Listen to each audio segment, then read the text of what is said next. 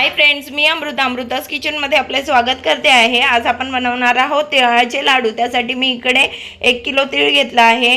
इकडे शेंगदाणे भाजून चांगले त्याची टरफलं काढून घेतली आहे, साल काढून घेतली आहे आणि ते खडबडीत वाटून घेतला आहे। इकडे मी गूळ घेतला आहे 1 किलो आणि इकडे हा चिक्कीचा गूळ घेतला। हा साधा गूळ आहे आणि हा चिक्कीचा गूळ आहे पाव किलो। इथे मी सुकं खोबरं भाजून आधी किसून भाजून त्याला असं थोडंसं असं हाताने क्रश करून घेतलेलं आहे। ते वेलची आणि जायफळचं कूट आहे आणि हे भाजलेली डाळ आहे, त्याला पण आपण थोडंसं भाजून घ्यायचं आहे।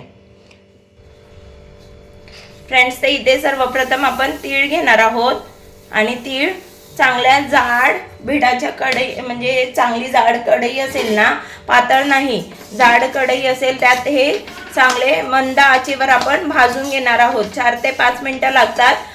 तीळ तडतडेपर्यंत आपण ह्याला भाजून घेणार आहोत। तीळ तडतडेपर्यंत आपण ह्याला छान असं भाजून घेणार आहोत। इथे कुठेही आपण गॅस फास्ट करायचा नाही आहे। फ्रेंड्स, तुम्ही बघू शकता हे तीळ माझे 3 ते 4 मिनिटं झालेली आहे, हे भाजून झालेले आहेत। हे छान असे टपोरी फुलतात आणि दुसरी गोष्ट म्हणजे काय की हे तडतडायला लागतात, तेव्हा समजायचं की आपण छान असे आपले भाजून झालेले आहेत। आता मी उरलेली तीळ पण भाजून घेते अशा प्रकारे। फ्रेंड्स, तर इथे आपलं सर्व तीळ भाजून झालेले आहेत। त्यात मी आता शेंगदाण्याचं कूट म्हणजे खडबडीत अशी वाटून घेतलेलं आहे, डाळ जी आपण घेतलेली होती ती, आणि हे खोबरं, हे सगळं मी मिक्स करून घेणार आहे छान। फक्त वेलची आणि जायफळचं कूट सोडून आपण सगळं एकत्र करून घेणार आहोत। आता आपण बनवणार आहोत गुळाचा पाक। पाकासाठी इथे मी छान असं जाड टोप घेतलेला आहे, तुम्ही कढई घेऊ शकता जाड अशी।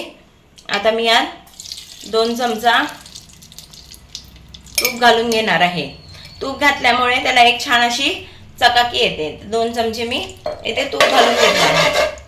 आता मी यात गूळ घालून घेणार आहे, दोन्ही पण।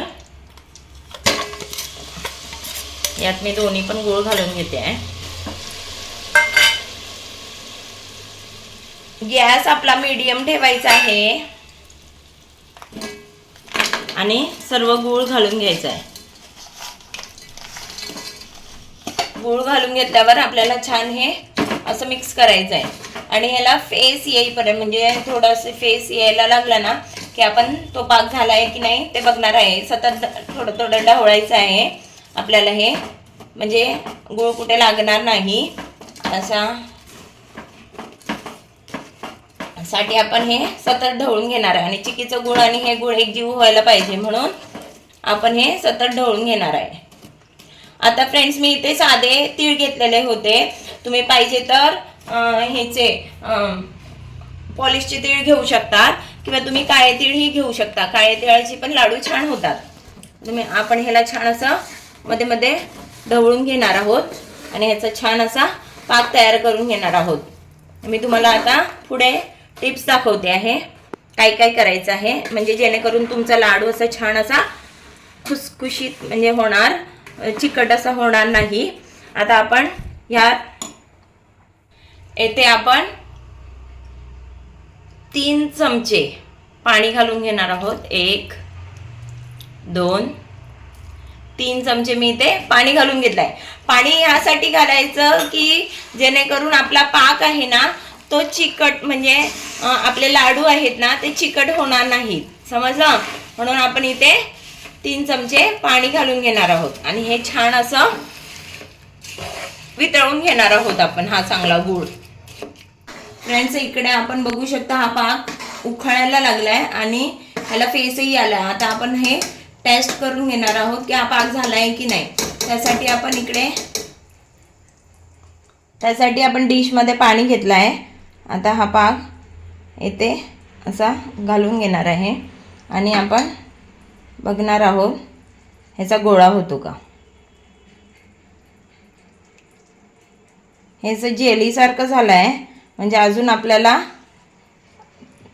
1 मिनटावर आपण त्याला अजून उकळून घेणार आहोत. 1 मिनटं आपण असा उकळून. आता आपण परत बघणार आहोत. 1 मिनटभर झाला आहे. आता आपण परत याला बघणार आहोत. ह्याचा गोळा फॉर्म होतो काय आपण बघायचं आहे.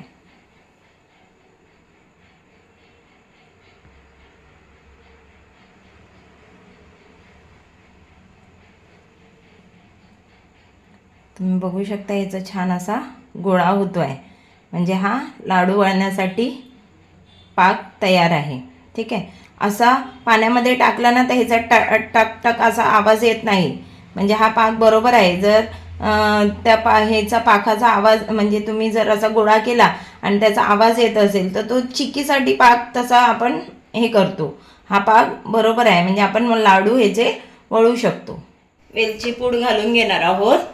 आता मी इथे वेलची पूड घालून घेते आणि छान असं मिक्स करून घेते आहे. आणि त्याच्यानंतर आपण यात भाजलेले तीळ वगैरे घालणार आहोत.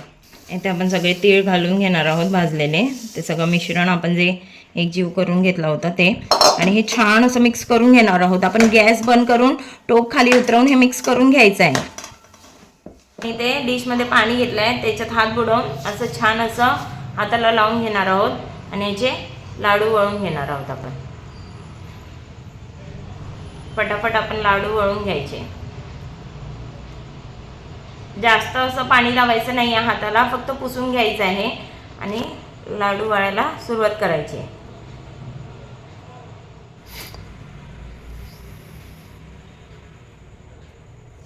अशा प्रकारे हा आपला दुसरा लाडूही वळून झालेला आहे. आपण सगळे लाडू वळून घेणार आहोत. फ्रेंड्स, तर आपले हे तिळाचे लाडू रेडी आहेत. तुम्हाला जर माझी रेसिपी आवडली असेल तर माझ्या व्हिडिओला लाईक करा, शेअर करा आणि सबस्क्राईब करा. थँक्यू.